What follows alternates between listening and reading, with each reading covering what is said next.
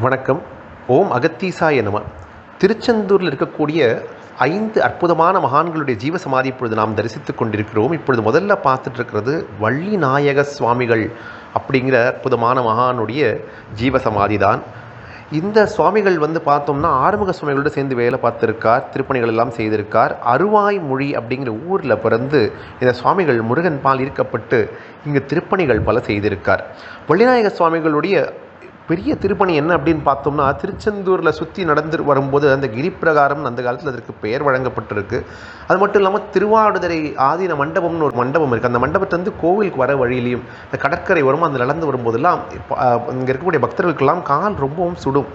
அந்த மாதிரி எல்லாரும் அந்த வெயிலில் தவிக்கிறார்களே அப்படின்னு நினச்சி முருகப்பெருமான் அவருடைய பாதங்கள் இவங்களுக்கு கருணை நிழலாக அமையணும் அப்படின்னு நினச்ச வள்ளிநாயக சுவாமிகள் என்ன பண்ணார் அப்படின்னு பார்த்தோம்னால், அங்கே மேற்கூரை அமைக்கக்கூடிய அந்த பணி சிமெண்ட்டு எல்லாம் அமைத்து அது மேலே ஒரு மேற்கூரை அமைக்கக்கூடிய ஒரு பணியை செய்தார் வள்ளிநாயக சுவாமிகள். 25ஆம் தேதி மார்ச் மாதம் 1942 வருஷம் பூச நட்சத்திரத்தில் முருகப்பெருமானுடன் ஐக்கியமானார் இந்த வள்ளிநாயக சுவாமிகள். அடுத்ததான் நம்ம போகிறோம்னா, நாழிக்கிணறு பக்கத்தில் இருக்கக்கூடிய மூவர் சமாதியை நாம் தரிசிக்க போகிறோம். இந்த 3 மகான்களில் முதன்மையானவர் அப்படின்னு பார்த்தோம்னா மௌன சுவாமிகள். 1868ஆம் ஆண்டு இங்கே வரார். எப்பொழுதுமே இவர் பேசவே மாட்டார் அப்படிங்கிற காரணத்தினால இவருக்கு மௌன சுவாமிகள் அப்படிங்கிற பெயர் வருது.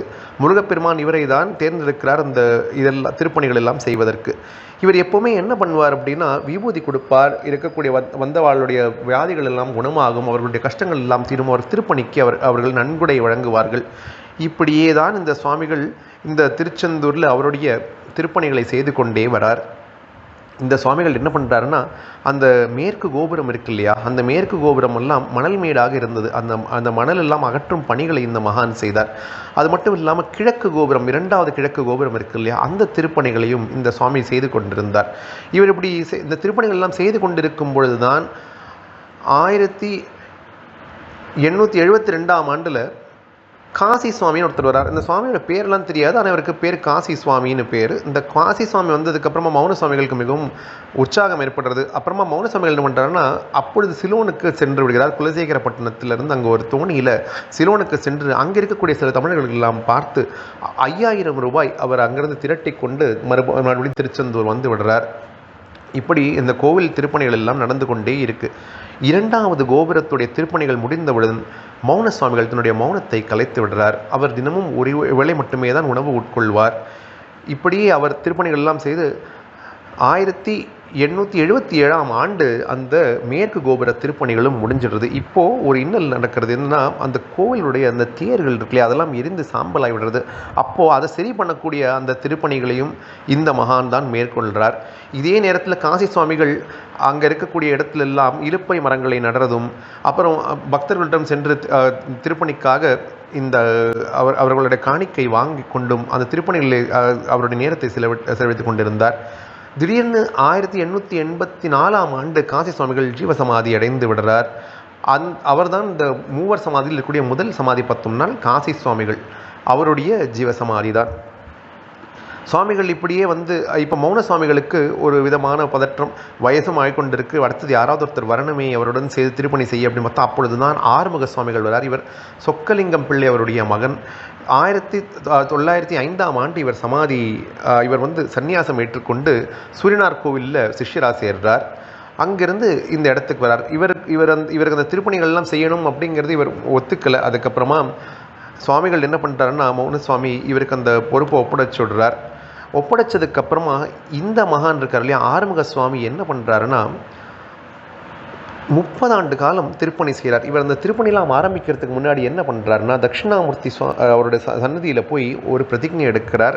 இதெல்லாம் இந்த திருப்பணிகள்லாம் நான் செவ்வனே செய்வேன் அப்படின்னு சொல்லி. கோவிலோட கர்ப்பகிரகம், அர்த்த மண்டபம், வள்ளி தேவயானையோடைய சன்னதிகள், அந்த விமானங்கள், இந்த மேற்கூரைகள், இது எல்லாத்தையும் சரி பண்ணி அந்த 5 அடுக்கு ராஜகோபுரத்தையும் மராமத்து பண்ணி அவை எல்லா அந்த திருப்பணிகள் எல்லாம் முடித்தவர் தான் இந்த மகான் ஆகப்பட்ட ஆறுமுக சுவாமிகள். இந்த ஆறுமுக சுவாமிகளோட சமகாலத்தில் வாழ்ந்தவர் தான் வள்ளிநாயக சுவாமிகள் அப்படிங்கிறது நமக்கு தெரிய வருது.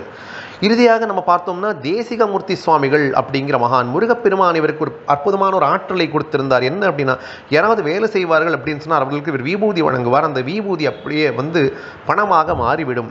இப்படியே நடந்து 5 அடுக்கு ராஜகோபுரம் ஏற்படுத்து. ஆனால் அந்த 6வது அடுக்கு வரும்பொழுது இந்த அற்புதம் அவருக்கு பலிக்காமல் முருகப்பெருமான் செய்துவிட்டார். முருகப்பெருமான் கொடுக்குற முதல் சோதனை. சுவாமிகள் அதை நினச்சி கவலைப்படுறார். அதற்கப்புறமா காயல்பட்டினம் போகும்போது அங்கே சில வாணிபம் செய்கிறவர்கள்லாம் ஒரு உப்பு கூடை கொடுக்குறாங்க. அந்த உப்பு கூடையெல்லாம் திருச்செந்தூர் வந்தோன்னு பார்த்தா பொற்காசுகளாக மாறிவிட்டது. இது முருகன் செய்த முதல் திருவிளையாடல். இப்படியே அந்த கோபுரம் நல்லபடியாக முடிஞ்சிருது. கோபுரம் முடிஞ்சதுக்கு அப்புறமா முருகன் என்ன சொல்கிறாருன்னா, நீங்கள் கும்பாபிஷேகத்துக்கு இருக்க வேண்டாம் அப்படின்னு சொல்லி காந்தீஸ்வரம் அப்படிங்கிற அந்த இடத்துக்கு சென்று விடு அப்படின்னு இவருக்கு உத்தரவாயிடுறது. அதனால் இந்த மகான் காந்தீஸ்வரம் எங்கே இருக்குது அப்படின்னு பார்த்தோன்னா, ஆழ்வார் திருநகரி இருக்கு இல்லையா, ஸ்ரீவைகுண்டம் போகிற வழி ஆழ்வார் திருநகரி அப்படிங்கிற இடத்துல இந்த காந்தீஸ்வரம் கோவில் இருக்குது. ஸ்ரீ ஏகாந்த லிங்கேஸ்வர சுவாமி. அங்கே போய் இந்த மகான் அங்கேயே அவருடைய திருப்பணிகள் எல்லாம் செய்து வர ஆரம்பிக்கிறார். அங்கேயே அவருடைய ஜீவசமாதியும் அமையப்பட்டது. 1924ஆம் ஆண்டு அங்கே அந்த தாமிரபரணியில் அந்த இது இருக்கு இல்லையா, அப்பொழுது அந்த வெள்ளப்பெருக்கில் அந்த சமாதி கொஞ்சம் அதற்கு சிதிலமும் அடைஞ்சது. இந்த சுவாமிகள் தான் இந்த வள்ளியம்மன் சன்னதியும் 2ஆம் பிரகாரமும் இதில் எல்லாத்துலேயும் பார்த்தோம்னா அது மராமத்து பண்ணது எல்லாமே இந்த மகான் தான். இது மட்டும் இல்லாமல் இந்த சுவாமிகளுடைய ஒரு சுதைச்சிற்பம் 2ஆம் பிரகாரத்திலையும் நம்மளால் பார்க்க முடியும். திருச்செந்தூர் கோவில் அற்புதமாக அமையப்பெற்றதற்கு காரணமாக இருந்த இந்த 5 மகான்கள், அவர்களுடன் சேர்ந்து 6வதாக இருக்கக்கூடிய அந்த சண்முகர், இவர்கள் செய்த அந்த அற்புதங்களை எல்லாம் நாம் பார்த்து வியக்கும் பொழுது இந்த 5 மகான்களையும் சென்று தரிசிக்க வேண்டும் அப்படிங்கிற எண்ணம் நமக்கு வரும் இல்லையா. இந்த 5 மகான்களையும் நாம் ஒரே நாளில் தரிசித்து திருச்செந்தூர் ஆண்டவன் அருளுக்கு பரிபூர்ண பாத்திரமாக வேண்டும் என்று கேட்டுக்கொண்டு இப்பொழுது பேசப்பட்ட வார்த்தைகள் அனைத்தையும் அந்த சண்முகநாதரின் பாதங்களில் சமர்ப்பணமாக வைத்து இந்த உரையை நிறைவு செய்கிறோம். ஓம் நமோ வெங்கடேசாய.